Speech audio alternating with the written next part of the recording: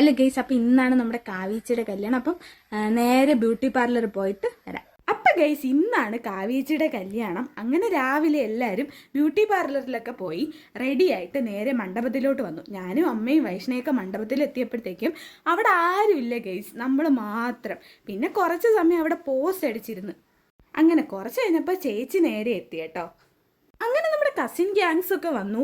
അപ്പോൾ നമ്മൾ ഒരിക്കലും പറഞ്ഞു വയ്ക്കാതെ തന്നെ ഏകദേശം സിമിലർ ഡ്രസ്സൊക്കെയാണ് ഇട്ടിരുന്നത്.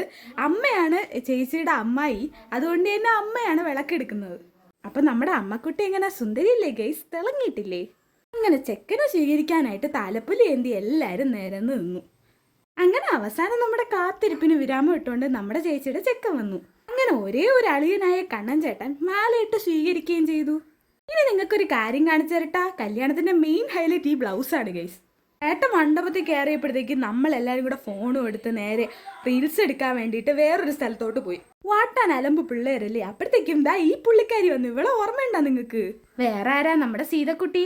ദാ ഇവളെ ഓർത്തു വെച്ചോണേ, ആവശ്യം വരും. അപ്പൊ പറഞ്ഞു തന്നത് നമ്മുടെ സീതക്കുട്ടി കണ്ടിട്ട് വലിയ മൈൻഡ് ഒന്നും കാണിച്ചില്ലെന്നേ. അവളുടെ അമ്മയും അമ്മൂമ്മയും എല്ലാവരും ഉണ്ട് കേട്ടാ. അങ്ങനെ നമ്മൾ കയറി വന്നപ്പോഴത്തേക്കും ചേട്ടൻ ചേച്ചിക്ക് വേണ്ടി വെയിറ്റ് ചെയ്യാണ്. നമുക്ക് താലപ്പൊലി എടുക്കാനുള്ളതുകൊണ്ട് ആ വീഡിയോസ് ഒന്നും ഇല്ല കേട്ടോ. അങ്ങനെ താലി കെട്ടാൻ സമയമായി. ശുഭമുഹൂർത്തത്തിൽ താലി കെട്ടും കഴിഞ്ഞു.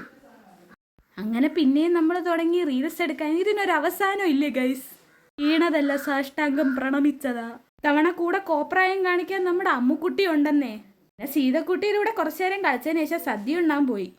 മെയിൻ തിങ് ഓഫ് ദ കല്യാണം, ദ സദ്യ. അങ്ങനെ സദ്യ കഴിക്കാനായിട്ട് നമ്മൾ ഫാമിലി മെമ്പേഴ്സ് എല്ലാവരും ഒന്നിച്ചിരുന്നു.